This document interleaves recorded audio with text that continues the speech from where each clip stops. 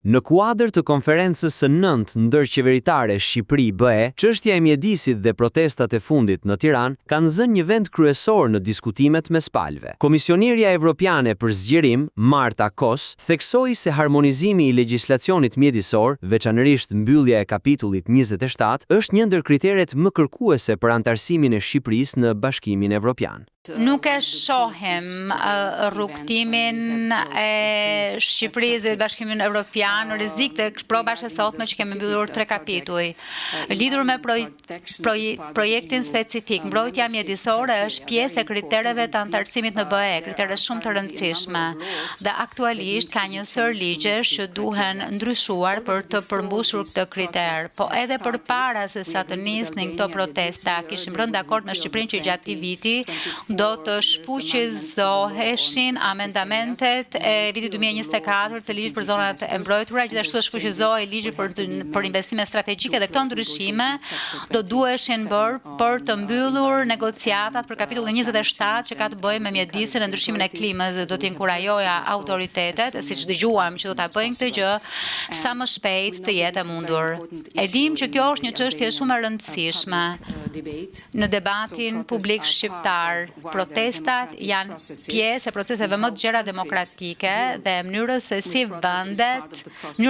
vendet i trajtojnë këto protesta janë pjesë elpsore e proceseve pluraliste demokratike, kështu që inkurajoj që qeveria shqiptare të marrë hapa përpara trajtojë shqetësimet e qytetarëve, por është ajo çfarë thash që procesi i antarësimit është një proces në vazhdimsi. Kapitulli 27 është një prej kapitujve më kërkues, kështu që sigurisht, jo vetëm për shkak të kësaj proteste, por më së shumti sepse Shqipëria duhet harmonizojë legjislacionin për të cilin kemi rënë dakord kur çelëm grup kapituj.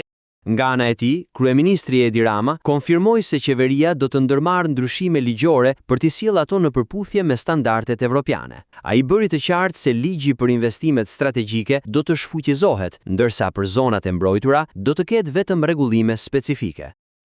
Na duhet të shfuqizojmë ligjin për investimet strategjike, që është diçka për të cilin kemi disa kohë që kemi rënë dakord sepse ky ligj ka përmbushur misionin e vet dhe po punojmë ngushtësisht edhe me komisionin për atë që do ta zëvendësoj këtë ligj.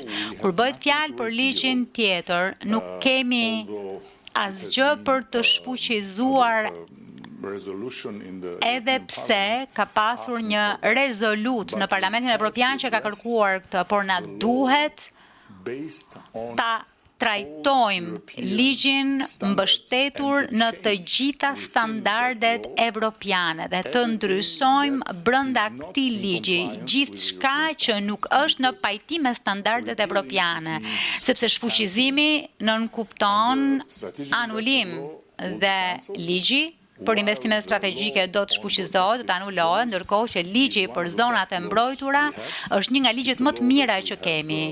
Është një ligj për të cilin kemi punuar shumë fort për ta hartuar. Ligji i parë në vend për zonat e mbrojtura, sepse nuk kishim një të tillë më parë, ashtu siç nuk kishim shumë gjëra të tjera më parë.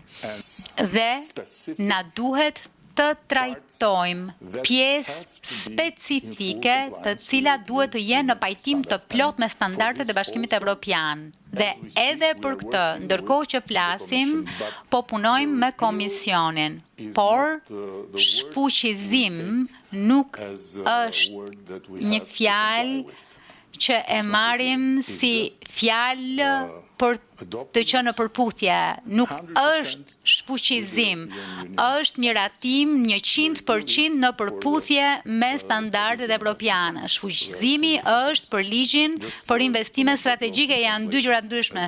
Në këtë konferencë ishte i pranishëm edhe ministri i shtetit i Irlandës, Thomas Byrne, i cili vlerësoi progresin e Shqipërisë drejt integrimit evropian.